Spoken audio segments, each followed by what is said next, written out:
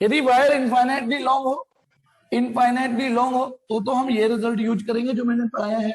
लेकिन यदि wire finite length का हो, उससे आर डिस्टेंस की दूरी पॉइंट पी पर यदि मैग्नेटिक फील्ड निकालना हो, मैग्नेटिक फील्ड पॉइंट पी पे, तो पॉइंट पी से पहले खड़े हो जाइए, परपेंडिकुलर पॉइंट पर देखिए, परपेंडिकुलर पॉइंट पर, और ठीक है, फिर उसके बाद नजरें ऊपर उठाइए कि कितनी नजरें ऊपर उठानी पड़ी, कितने डिग्री नजर उठानी पड़ी इस एंड को देखने के लिए, उसको φ1 मार्क कर दीजिए, और कितनी नजर नीचे झुकानी पड़ी नीचे वाले पॉइंट को देखने के लिए, ठीक है, तो उसको φ2 मार्क कर दीजिए। उसके बाद इस वायर की वजह से इस पॉइंट पर जो मैग्नेटिक फील्ड होगा μ0/4 नॉट 2i, I/r ब्रैकेट में sin φ1 प्लस sin φ2 ये होगा।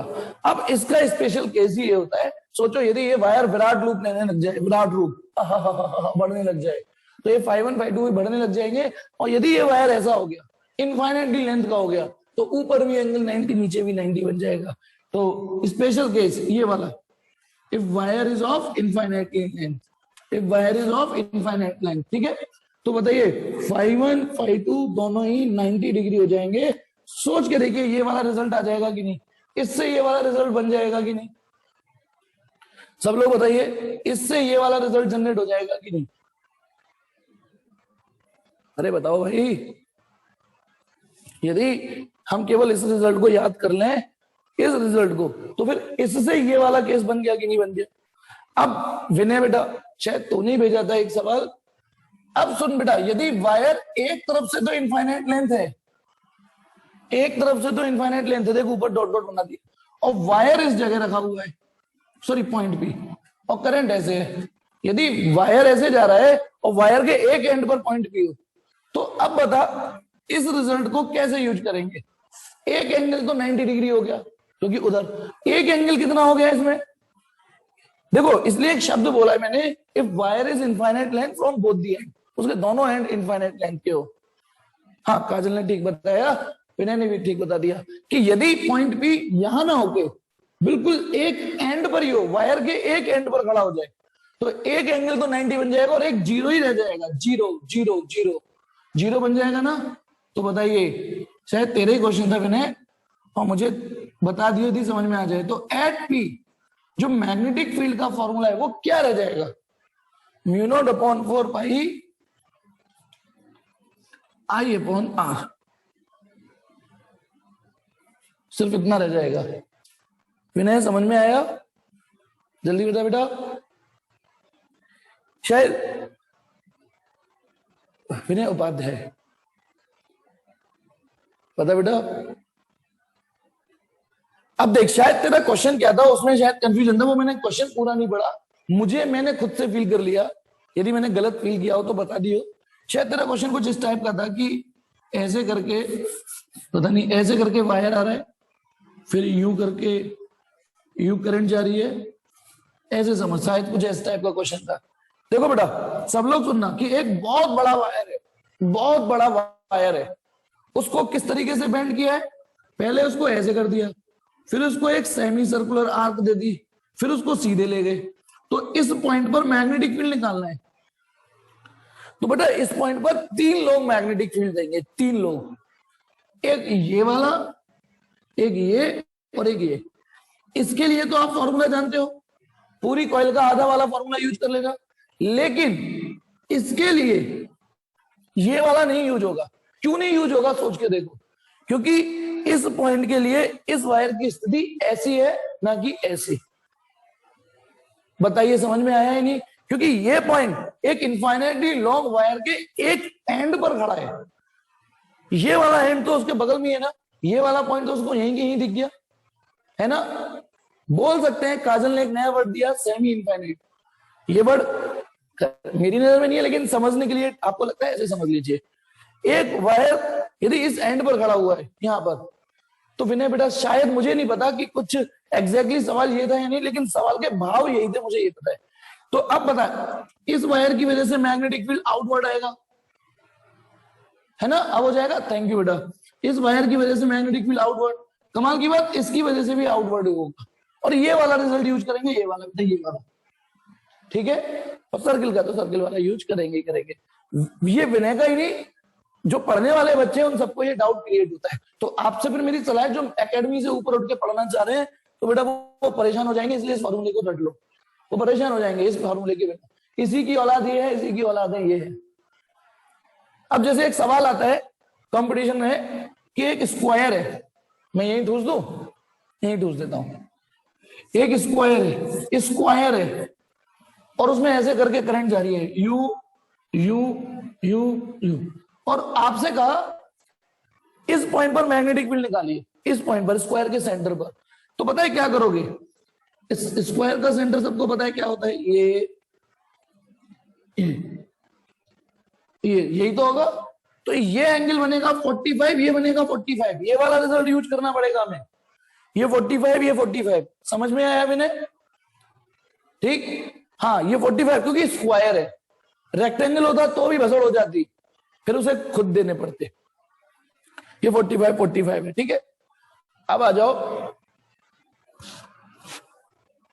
आई थिंक रेक्टेंगल में भी 45 ही बनता शायद, नहीं छोड़ो से इतना। ये रहा आई, ये रहा आई। अब बताओ विनय, इसकी वजह से हम ये वाला फॉर्मूला यूज कर लेंगे, ऊपर मैग्नेटिक फील्ड निकल के आ जाएगा इतने हिस्से का, उसमें 4 का मल्टीप्लाई कर देंगे, 4 का। क्यों? क्योंकि ये भी मैग्नेटिक फील्ड आउटवर्ड दे रहा है, ये भी आउटवर्ड, ये भी उतना ही आउटवर्ड, ये भी उतना ही आउटवर्ड। तो एक वायर का आप निकाल लेना इस वाले फॉर्मूले से, है ना, उसका 4 से मल्टीप्लाई कर देना। नेक्स्ट एक और सिचुएशन बताता हूं, विनय की ये काफी दिन से डाउट है, उसका परेशान है। देखिए, ओह सॉरी, स्क्रीनशॉट लिया था आपने? नहीं लिया था या नहीं स्क्रीनशॉट? इसको पूरा कर देता हूं, 8p, इसको पूरा कर देता हूं, μ0/4π, जल्दी से ले लीजिए।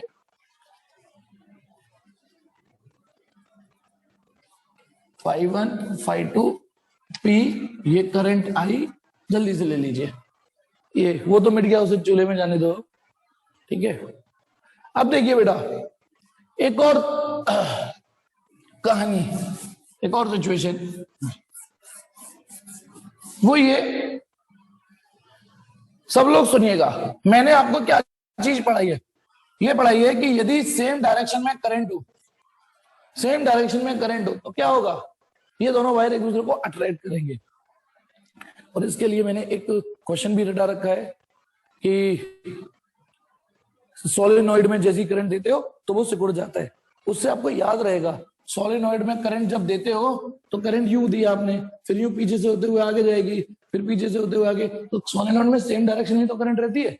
तो यदि भूल भी जाओगे तो ऐसे याद रहेगा।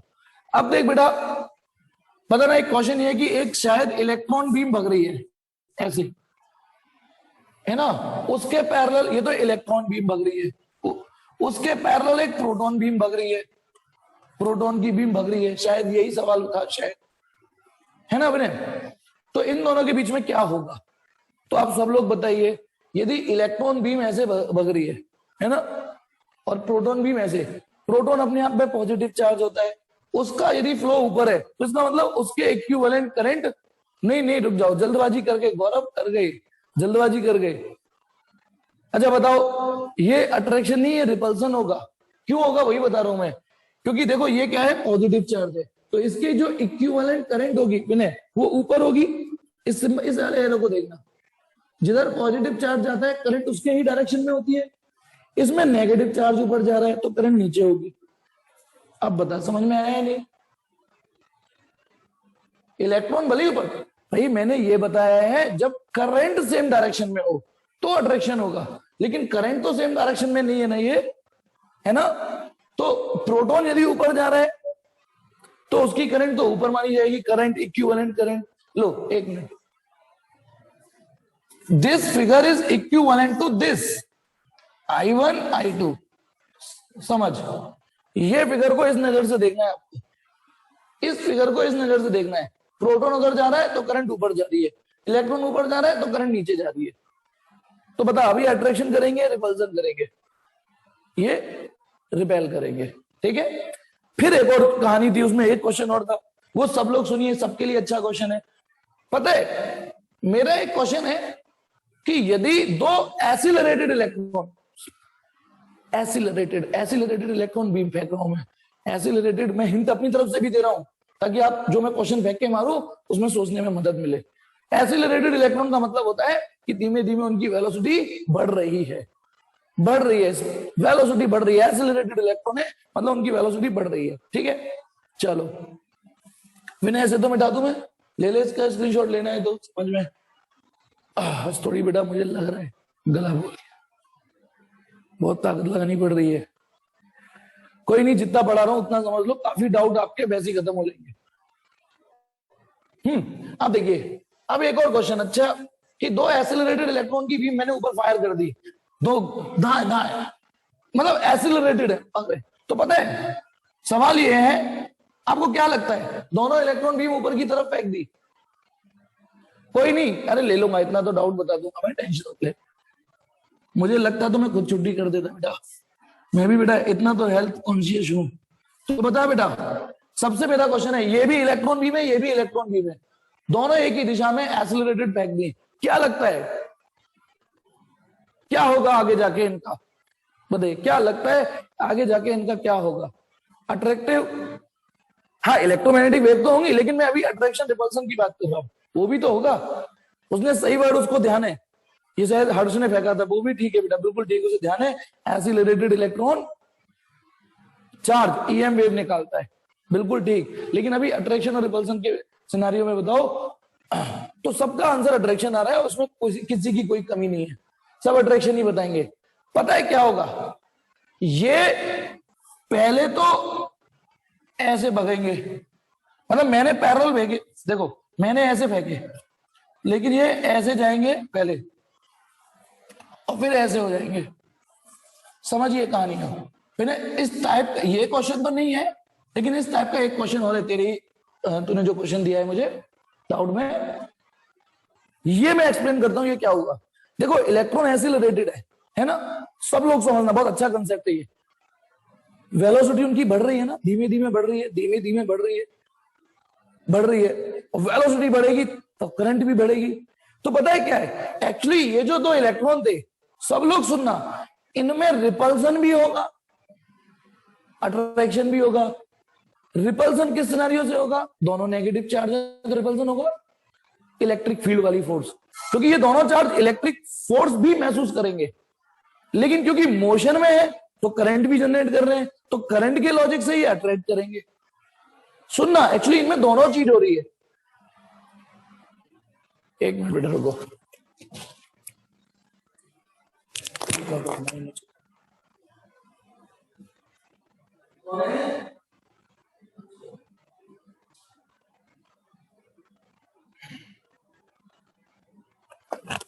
हाँ तो समझना बेटा मैं क्या बता रहा हूं।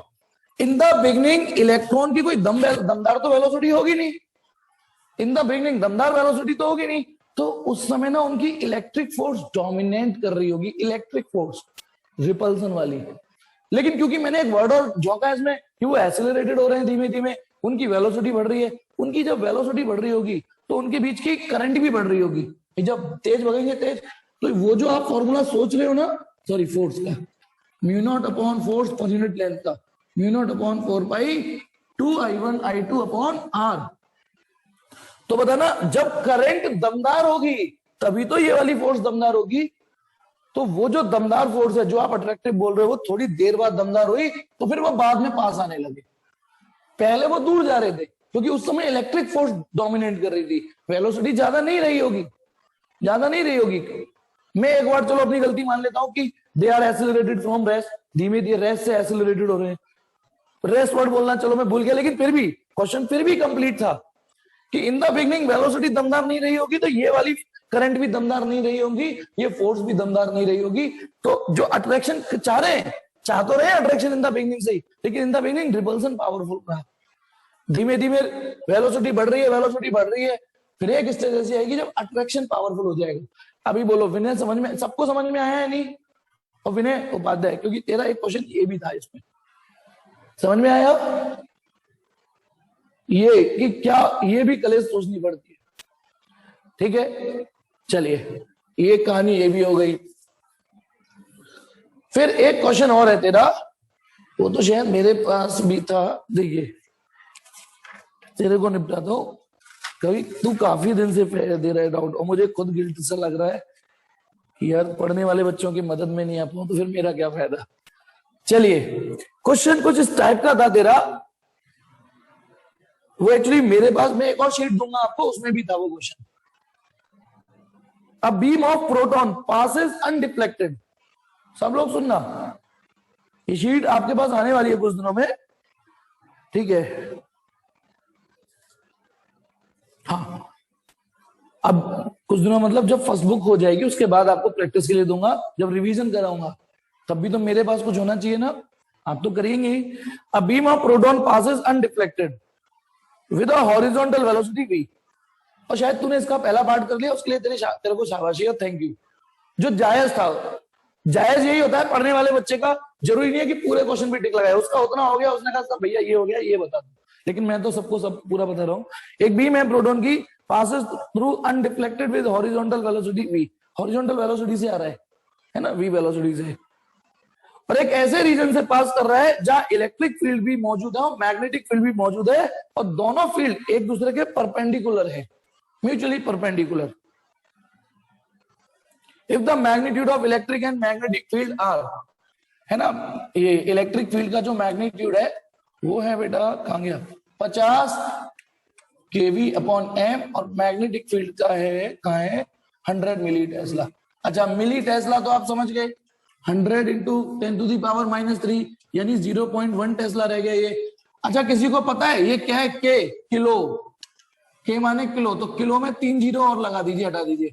Volt per metre is also the unit of electric field, volt per metre is also the unit of electric field, ठीक है। चलो अब आ जाओ, क्या करना है मुझे, कहां गया, हाँ, अब एक मिनट सुनिए सब लोग। वो ये कह रहा है कि इलेक्ट्रिक फील्ड मैग्नेटिक फील्ड मैं अपनी तरफ से मान लेता हूं कुछ, है ना, ये ऐसा करता हूं, ऐसे पॉजिटिव चार्ज की प्लेट मान लेता हूं, ऐसे नेगेटिव चार्ज की। बताना, यदि मैं प्रोटॉन ऐसे फेंकूंगा, प्रोटॉन ऐसे फेंकूंगा, प्लस ई चार्ज होता है उस पर, तो बताइए केवल इलेक्ट्रिक फील्ड दिखाया अभी, तो वो ऐसे हो जाएगा, ऐसे हो जाएगा ना। फिर मान लो मैंने इसमें, या फिर एक मिनट पहले मैं इलेक्ट्रिक फील्ड बना दूं, सेटअप मैग्नेटिक फील्ड, ये मैंने मैग्नेटिक फील्ड बना दिया, ठीक है, मैग्नेटिक फील्ड। तो जब प्रोटॉन, मुझे भी सोचना पड़ता है बेटा, प्रोटॉन ऐसे ऐसे, हाँ तो सुनेंगे सब लोग, जब ये प्रोटॉन केवल मैग्नेटिक फील्ड में घुसेगा तो बेटा विनय, माधव, ये ऐसे तो डिफ्लेक्ट होगा, बताना मेरा डिफ्लेक्शन सही है गलत है। यदि प्योर मैग्नेटिक फील्ड में, सिर्फ मैग्नेटिक फील्ड में जा रहा है तो अंदर जाके उसके साथ ये अश्र होगा, उंगलियों का इस्तेमाल करो, ये मैग्नेटिक फील्ड की ओर है ना, ये, और ये वेलोसिटी की ओर अंगूठा ऊपर जा रहा है, ऐसे ही जाएगा। अब इसको मुझे मुझे चाहना है कि ये ऐसे नहीं जाए, सीधे जाए, सीधे जाए, इवन ये यूं भी ना जाए, तो उसके लिए बेटा एक कैलकुलेटिव इलेक्ट्रिक फील्ड लगा दो, प्लस माइनस। अब देखो मैंने क्या देखा, ये ऊपर जा रहा है, इसे ऊपर जाने से रोकना है, तो ऊपर ही प्लस लगा दिया मैंने, अब संभावना हो गई सीधे जाने की, यानी इलेक्ट्रिक फील्ड का प्लस इधर लगाना है, माइनस इलेक्ट्रिक फील्ड ऐसे लगाना है, ऐसे। अब इस वाले एनवायरमेंट में इलेक्ट्रिक फील्ड भी मौजूद है ऐसे ऐसे, और मैग्नेटिक फील्ड भी मौजूद है अंदर अंदर पर। तो बताइए इसके सीधे जाने की संभावना कब बनेगी, जब इसकी QE और QVB बराबर होगी, है ना, जब QE और QVB बराबर होगी, Q से Q कट जाएगा, तो उसने पूछा V निकालो, तो इतना काम तो विनय ने कर लिया था भैया, VE/B, क्योंकि E की वैल्यू दे रखी है, लो E की वैल्यू कितनी दे रखी है, 50,000, 0.1 से डिवाइड करोगे तो एक जीरो और बढ़ जाएगी, तो 1 2 3 4 5, इतना आंसर आ जाएगा मीटर पर सेकंड। अब इसका जो क्वेश्चन दूसरा था वो क्या था, वो सब लोग सुनिए, ये तो सबके लिए क्वेश्चन है बेटा, सब लोगों के लिए क्वेश्चन है ये, एमसीक्यू में इतनी तो औकात रखेगा बेटा पेपर। अब ये आगे जाके एक स्क्रीन पर हिट करवाए जा रहे हैं, टारगेट है कोई, उस पर टाय टाय टाय प्रोटॉन जा रहे हैं, दाएं दाएं गोली चल रही है ना, गोली चल रही है इस टारगेट पर, और वो क्या कह रहे हैं, force with which it strikes at target on the screen पर टारगेट कर रहे हैं, ठीक है। क्या कह रहे बेटा, क्या होगा, चैट, अच्छा पता नहीं, मुझे लगा कुछ पूछा है, हाँ, तो वो ये कह रहा है कि अब ये अनडिफ्लेक्टेड होके यहाँ पे गया, अब डिफ्लेक्ट नहीं हुआ वो डिफ्लेक्ट। यदि वो इस वेलोसिटी से, सुनो, वो सीधा तब जाएगा जब उसकी वेलोसिटी ये होगी, क्योंकि जब ये वेलोसिटी होगी तभी ये दोनों फोर्स बराबर हो पाएंगे। यदि वेलोसिटी बढ़ा दोगे तो क्यू वी भी बढ़ जाएगा, मैग्नेटिक वाली फोर्स बढ़ जाएगी, ठीक है, ये वाली फोर्स बढ़ जाएगी, और वी घटा दोगे तो मैग्नेटिक वाली फोर्स बढ़ जाएगी, तो बैलेंस नहीं हो पाएगा। अब वो ये कह रहा है कि जब ये यहाँ पे टारगेट दाएं दाएं दाएं गिर रहे हैं, ठीक है, तो force with which it strikes a target on the screen if proton beam current is equal to 0.8 milliampere. वो ये कह रहा है कि ये जो बीम है, यदि इस करंट की वैल्यू 0.8 मिली एम्पियर, अब बेटा एक minute, moving charge is equivalent to current ना, moving charge is equivalent to current, है ना, तो उस करंट की वैल्यू दे रखी है। अच्छा, एक और आपको बताता हूं, बीम वर्ड का मतलब बताता हूं, बीम क्या होता है। आपके दिमाग में एक चीज और डाल दूं, एक चीज और डाल दूं, बीम का मतलब, अच्छा आपने कभी जब रे ऑप्टिक्स पढ़ते थे तो रे और बीम वर्ड्स, रे तो सुना है ना, रे, है ना, जैसे रे वर्ड तो जानते हो ना, जैसे मुझसे पढ़ने वाले बच्चे बोलते हो बाप रे, है ना, वो वाला रे। एक्चुअली आप बोलते हो कि, बहुत बिल्कुल बेसिक एग्जांपल लेके चलता हूं, एक रे ऑफ लाइट आई और रिफ्लेक्ट होगी। सच्चाई ये है, रे एक आइडियल वर्ड होता है, रे एक आइडियल वर्ड होता है जो केवल पढ़ने में इस्तेमाल होता है। रे एक्चुअल में एग्जिट हम बीम ले बना पाते हैं, हम रे की जुगाड़ कर ही नहीं पाते। रे का मतलब होता है सिर्फ एक सिंगल रे, और बीम हम देखो या तो टॉर्च मारेंगे या एलईडी मारेंगे, उसकी कुछ तो थिकनेस होगी। तुम एलईडी भी यदि मिरर पे मारोगे, सोचो रे कहां से, अच्छा लेजर टॉर्च भी मारोगे ना, चलो लेजर टॉर्च, तो लेजर टॉर्च से निकलने वाली बीम कुछ तो थिकनेस होगी, आगे समझ में, थिकनेस होगी नहीं होगी, वही बीम होती है। एक्चुअली हम एक बीम मार पाते हैं, और बीम क्या होता है सब लोग सुनना, बीम होता है कलेक्शन ऑफ रे, पैरेलल रे। बीम का मतलब होता है कलेक्शन ऑफ पैरेलल रे। यदि मैं लेजर टॉर्च भी मार रहा हूं, लेजर टॉर्च जो कितनी फाइन होती है, पतली, है ना लेजर टॉर्च, तो उसकी भी तो कुछ थिकनेस होगी, तो उसमें बताना क्या एक ही रे होगी कि कई सारी रे निकल रही होंगी उससे, बताइए, लेजर टॉर्च से एक ही रे निकल रही होगी या कई सारी रे निकल रही होंगी, बताइए क्या लगता है। लेजर टॉर्च भी मार रहा हूं, कई सारी ना, तो बस जैसे ही वो बहुवचन में हो गई रेस, वो बीम हो जाती है। अब उसने क्या बोला है कि ये प्रोटॉन बीम है, यानी लेजर टॉर्च मारा है, हाँ, और बिल्कुल रे आइडियल कॉन्सेप्ट बनाया गया है ताकि हमारे पढ़ने में आसानी हो जाए, है ना। पहले बंदे को एक को सिखा दूं, फिर बीम सिखा देंगे बाद में। तो अब बताइए, यहां वर्ड यूज किया है एक प्रोटॉन बीम, इसका मतलब कई सारे प्रोटॉन आके हिट करें, डू यू पल्ले नाउ, यानी कई सारे प्रोटॉनों की बीम पैरेलल आके हिट करी है इस पे, एक सिंगल प्रोटॉन नहीं आ रहा।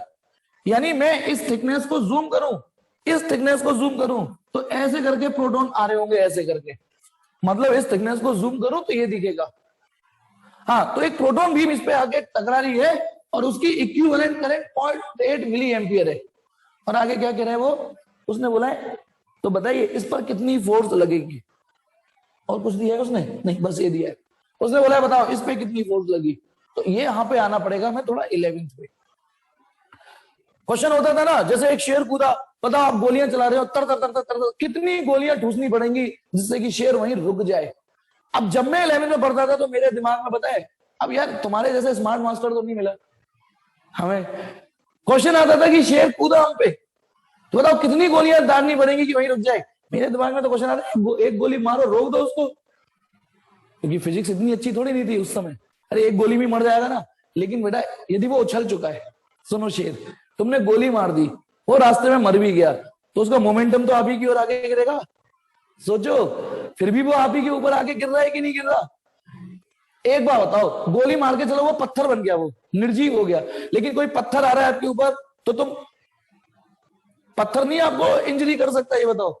तो वही, लेकिन यदि मैं गोलियां दागते चला जाऊं, तर तर तर तर तर तर तर तर तर, कभी तो पत्थर का मोमेंटम जीरो होगा। ये क्वेश्चन का मतलब हुआ करता था, जो हमारे 11th में नहीं समझ में आता था, हम तो ज्यादा उसको फील करते थे। तो मैं पता है मेरे 10th में मेरी फीलिंग की वजह से 100 में से 96 मार्क्स आए थे मेरे 10th में। ये 4 मार्क्स जो मेरे कटे थे, मुझे पता है पता है क्या, सुनिए, मेरे 4 मार्क्स क्यों घटे वो भी मुझे पता है। जब मैं बड़ा हो गया तब पता चला, क्योंकि मुझे हमेशा इस बात की रही कि यार मैंने पेपर तो पूरा किया था, पेपर तो पूरा किया था। मेरी पता है फिजिक्स से ज्यादा मैथ स्ट्रांग थी। 12th का पेपर भी, हाँ 12th का पेपर भी मैंने 1.5 या पौने 2 घंटे में, मैं फेंक नहीं रहा हूं, इतनी प्रैक्टिस थी मेरी मैथ में। 12th का पेपर 1.5 से पौने 2 घंटे के अंदर सॉल्व कर दिया था मैंने। हालांकि मेरे जल्दबाजी में कोई गलती हुई, 94 मार्क्स आए थे 12th में। पता नहीं, अब वो मुझे नहीं पता कहाँ गलत थे, कौन सा गलत कर गया जल्दबाजी में, है ना बेटा। मुझे फिर इंग्लिश और केमिस्ट्री लेट हुई, हमें तो अपना लेट हुआ, फिर इसलिए परसेंटेज अच्छी नहीं बना पाया। केमिस्ट्री ने लूट लिया मुझे, 76 मार्क्स थे, और एक इंग्लिश ने लूट लिया। फिजिक्स में थे 92, फिजिक्स में 92 थे। हाँ, मार्कशीट दिखा दूंगा आपको, मार्कशीट कहीं कोने में रखी होगी, तभी दिखा दूंगा, ठीक है। हाँ, तो 10th में बता रहा हूं मैं, 10th में मेरी क्या गड़बड़ हो गई, क्या और किस वजह से। देखो, हम छोटे छोटे थे तो एक क्वेश्चन था आइसक्रीम वाला, क्वेश्चन था आइसक्रीम वाला कि एक कोन है, ठीक है, और कोन में आइसक्रीम ऐसे भर दी है, ऐसे करके, है ना, जो हम खाते हैं ऐसे। पता है, उससे पहले मैंने जो आइसक्रीम खाई थी गली मोहल्ले में कुल्फी, वो क्या करते थे, स्कूप निकालते थे और आइसक्रीम को डाल देते थे, स्कूप निकालते थे, है ना। और जनरली अभी भी मॉल वगैरह में स्कूप भर देते हैं ऊपर। खैर मैं तो कभी मॉल नहीं गया, मैंने तो वो ढकेल पे खाई थी, वो भी स्कूप डालता था, स्कूप। तो आइसक्रीम आती थी सिर्फ ऊपर, अंदर तो आती नहीं थी। 10th का दिमाग इतना मैच्योर नहीं होता कि क्वेश्चन की भावना समझ सके, हम अपनी चुल कर गए। मैंने कहा आइसक्रीम तो इतनी आती है, सिर्फ हेमीस्फीयर का वॉल्यूम निकाल के आया था, मैं सिर्फ हेमीस्फीयर का वॉल्यूम निकाल के आया था सिर्फ, जबकि उसमें पूछा था आइसक्रीम का वॉल्यूम कितना होगा। तो भाई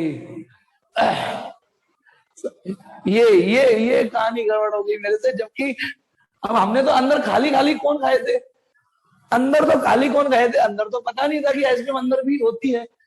सीरियसली, उससे पहले मैंने जिंदगी में कभी आइसक्रीम, अंदर वाली आइसक्रीम कभी नहीं खाई। सॉफ्टी वगैरह भी बिकती थी तो ऊपर होती थी, स्कूप भी ऊपर होते थे। हाँ, जब थोड़े से नगद पैसे आने लगे, 4 पैसे कमाने लगे, तब बटर स्कॉच कौन जब खाया पहली बार, है ना। हाँ, बटर स्कॉच जब कौन खाया, तब पता चला कि आइसक्रीम अंदर भी होती है, उस कोन के अंदर। तब लगा अला, यदि मैंने केवल सवाल की भावनाएं पढ़ी होती तो शायद एटलीस्ट शायद 100 आ गए होते। ये तो गलती हो गया ना मेरा।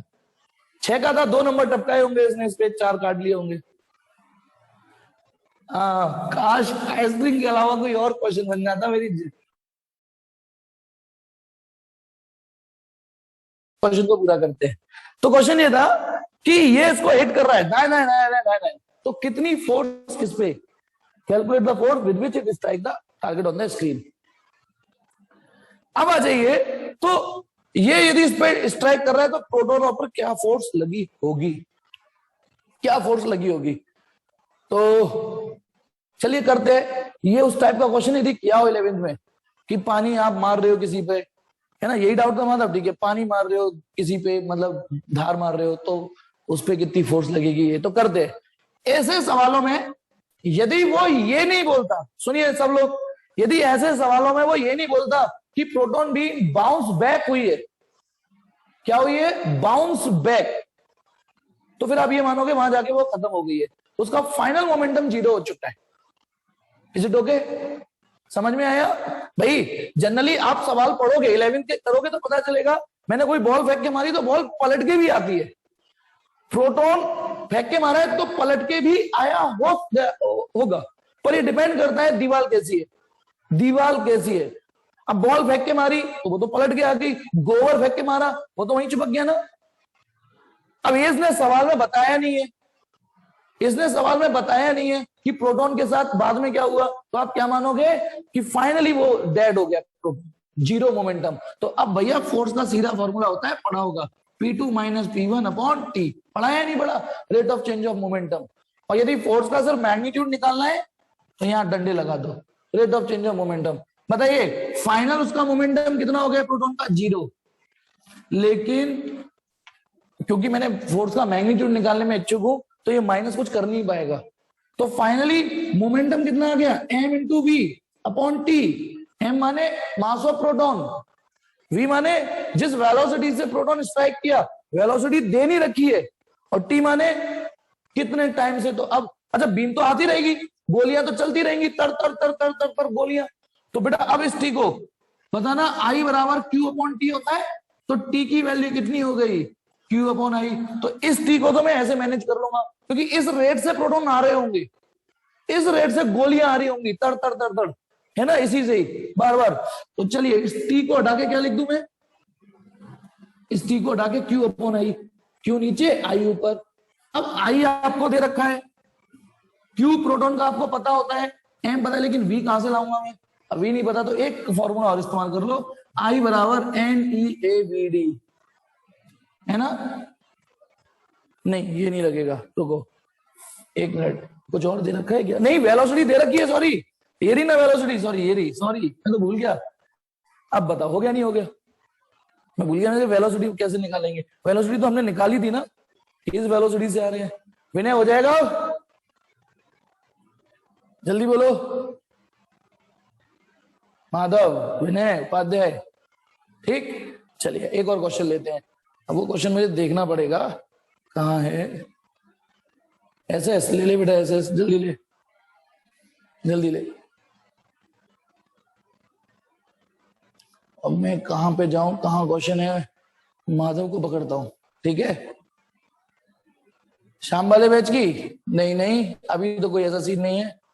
एनसीईआरटी का एग्जाम्पल 12 बता दूं बेटा, चलो पहले एनसीईआरटी वाले को देखेंगे, ठीक है। एग्जाम्पल 12, 4.8, 9, 10, 11, 12, एग्जाम्पल 12 देख लेते बेटा, कुछ कह रहा है वो देखते हैं। एग्जाम्पल 12 क्या कह रहा है, देखो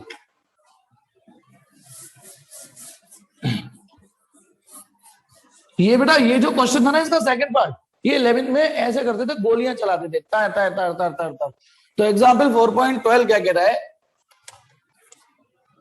a current carrying circular loop lie on a smooth horizontal plane, can a uniform magnetic field be set up in such a manner that the loop turn around itself vertical axis। देखिए एक minute, a current carrying circular loop lie in a horizontal plane, can uniform magnetic field, देखिए एक minute सोचने दो मुझे, क्या है सवाल, ये सर्कुलर लूप है, हॉरिजॉन्टली पड़ा हुआ है ना, ठीक है, और वर्टिकल एक्सिस ऐसे है।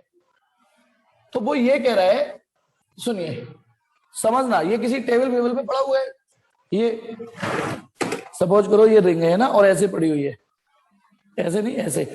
अब वो ये कह रहा है क्या हम इसमें कुछ है व्यवस्था कि मैग्नेटिक फील्ड ऐसे लगा के, जैसे कुछ ऐसी जुगाड़ की ऐसे लगाऊं, या कॉइल ये पड़ी मैग्नेटिक फील्ड ऐसे लगा दूं, कुछ ऐसी संभावना बन रही है कि ये कॉइल ऐसे रोटेट या ऐसे मतलब ऐसे टर्न हो जाए। देखो शब्द क्या है, क्वेश्चन पूछा है, can a uniform magnetic field be set up in such a manner that the loop turn around itself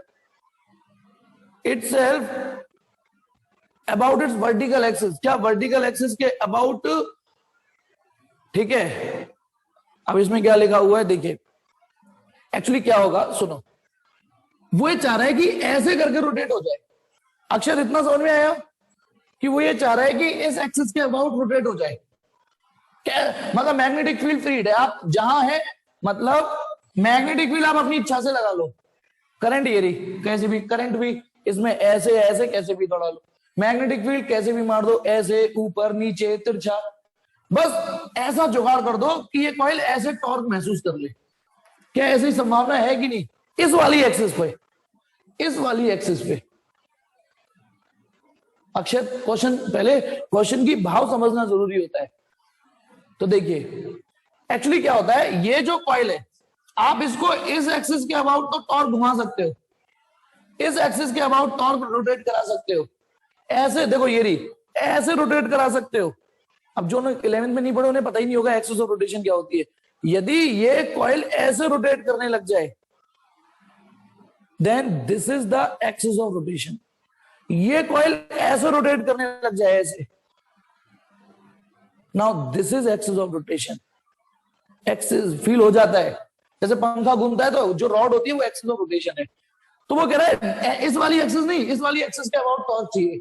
तो सुन अक्षत बेटा, देख बेटा, टॉर्क का फॉर्मूला होता है एम क्रॉस बी, जिसका मतलब क्या है, जिसका मतलब यह है कि टॉर्क एम के भी परपेंडिकुलर होगा और टॉर्क बी के भी परपेंडिकुलर होना चाहिए, क्योंकि जो टॉपिक पढ़ा है वो यही तो पढ़ा है, टॉर्क बराबर M cross B, torque M के भी परपेंडिकुलर होगा और बी के भी होगा।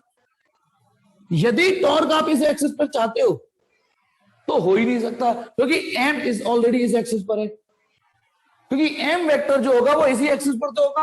अक्षर बताना, करंट यदि मैंने यूं कर दी तो एम वेक्टर भी इधर होगा, तो एम वेक्टर और टॉर्क वेक्टर एक ही एक्सिस पर कभी आ ही नहीं सकते। टॉर्क हमेशा एम और बी के परपेंडिकुलर होगा। अब आगे समझ में आया, समझ में नहीं आया? तो इसलिए इस वाली एक्सिस पर तो कभी टॉर्क जनरेट हो ही नहीं सकता, कभी नहीं हो सकता, लाख कोशिश कर लेना, मैग्नेटिक फील्ड की डायरेक्शन तमाम चेंज कर लेना, लेकिन एम के तो पैरेलल रहेगा फिर वो, ऐसा करने पर जो हो नहीं सकता। अक्षत बता, समझ में आ गया ना? अगला क्वेश्चन पढ़ू। A current carrying circular loop is located. A current carrying circular loop is located in uniform external magnetic field. If the loop is free to turn, what is the orientation of stable equilibrium? अच्छा, ये ना stable equilibrium की tension मत लो। Actually मैंने एक question रोक रखा है, आपका पता है कौन सा वाला रोक रखा है? एक रोक रखा है ये वाला, जिसमें कई सारे फिगर है ना, है तो इजी, लेकिन मैं बताता हूं, चलो मैं बता ही देता हूं, अब उसको करना है उसको। तो मैंने डायपोल तो पढ़ा है ना, ये रहा इलेक्ट्रिक फील्ड और ये रहा डायपोल। तो तुम्हें पता है डायपोल जब इलेक्ट्रिक फील्ड में होता था तो डायपोल पे टॉर्क आता था पीई साइन थीटा, और जब मैग्नेटिक डायपोल मैग्नेटिक फील्ड में पड़ा होता है तो टॉर्क आ रहा है एम बी साइन थीटा। इतना तो मैंने पढ़ा दिया है ना, एम क्रॉस बी है ना ये। लेकिन एक चीज और पढ़ाई थी यहाँ की, potential energy minus P cos theta होती है, यहाँ बकायदा डेराइव करके लाया था। यहाँ अभी ये टॉपिक आया नहीं है, लेकिन बिलीव मी ये फॉर्मूला भी आप रिमिक्स यदि सोचोगे तो minus M B cos theta आएगा। तो जो शर्तें इक्विलिब्रियम की यहां थी कि 0 और 180 पर ये इक्विलिब्रियम होगा, ये भी 0 180 पे इक्विलिब्रियम होगा, क्योंकि 0 और 180 पे टॉर्क भी 0 फोर्स भी 0। फिर एक था स्टेबल इक्विलिब्रियम, स्टेबल बताना थीटा इक्वल टू 0, अक्षर ध्यान है। जब ये स्टेबल हुआ, यदि ये डायपोल ऐसे हो जाए, ऐसे हो जाए ये, तो ये स्टेबल था, और थीटा 180 हो जाए तो ये अनस्टेबल था। तो सेम ईयर, ये सेम टॉपिक है बेटा ये। तो अब क्वेश्चन क्या है बेटा जो आपने पूछा है कि करंट कैरिंग लूप है is located in a uniform external magnetic field, if the loop is free to turn, what is the orientation of stable equilibrium? तो बताओ स्टेबल इक्विलिब्रियम कब होगा? यदि कोई, एक मिनट में एक बार फिर पढ़ू, क्वेश्चन है current carrying circular loop is located in uniform external magnetic field. भैया ये तब होगा यदि ये मैग्नेटिक फील्ड ऐसे हो और लूप ऐसे हो कि उसका मैग्नेटिक मूवमेंट की डायरेक्शन ऐसे है। लूप ऐसे रखा होना चाहिए कि उसका मैग्नेटिक मूवमेंट की डायरेक्शन मैग्नेटिक फील्ड के साथ अलाइन कर रही हो, यानी थीटा 0 बन जाए, एम और बी के बीच का एंगल। देखो क्या आंसर लिखा हुआ है, orientation of stable equilibrium is one where the area vector A of the loop is in the direction of external magnetic field. अभी अक्षर ये सेकंड भी समझ में आ गया ना? हालांकि मैं एक डराइव करूंगा, बस ज्यादा से ज्यादा मुझे इतना आप बोल सकते हो कि ये कौन सा फॉर्मूला पढ़ा दिया आपने, ये तो थोप दिया आपने। हाँ थोपा है, लेकिन वेट करो, आगे डेरिवेशन कराऊंगा, सेम टू सेम सिचुएशन आएगी। Next question, a loop of irregular shape carrying current is located in external magnetic field, if the wire is flexible, why did it change to circular shape? ये तो मैंने बताया है ना कि यदि wire irregular shape का हो और एक्सटर्नल मैग्नेटिक फील्ड में पड़ा हो तो ये सर्कुलर शेप की ओर क्यों मूव करता है, ये तो बताया है मैंने जिस दिन ये क्वेश्चन फेंक के मारा था। ये वाला था ना कि बेटा ये वाला क्वेश्चन था कि ये करंट कैरिंग वायर है और उस पर एक ये है, इसमें करंट है, ठीक है, तो ये इसके या छोड़ो, ये करंट कैरिंग वायर है, ठीक है, और यदि ये फ्लेक्सिबल हो तो ये पता है क्या करता है, जैसे ही आप करंट दोगे तो ये सर्किल में होने की कोशिश करता है, ये सर्किल में होने की कोशिश करता है। रीजन ये इसको रिपेल कर रहा होगा, ये इसको रिपेल कर रहा होगा, ये इसको रिपेल कर रहा होगा, फील आ रहा है नहीं आ रहा? ये रिपेल कर रहा है, तो ये अपना एरिया मैक्सिमाइज करना चाह रहा है, ये अपना एरिया मैक्सिमाइज करना चाह रहा है, और for a given parameter circle has maximum area. तो आज बेटा इतना ही करता हूं, गलत पूरा साथ नहीं दे रहा, इतना ही बहुत है, लेकिन हाँ फिर भी मैंने मैक्सिमम डाउट आपके कवर कर दिए। कोई नहीं, फिर ऐसे ही एक दिन और क्लास ले लूंगा, फिर और डाउट बता दूंगा। थैंक यू बेटा।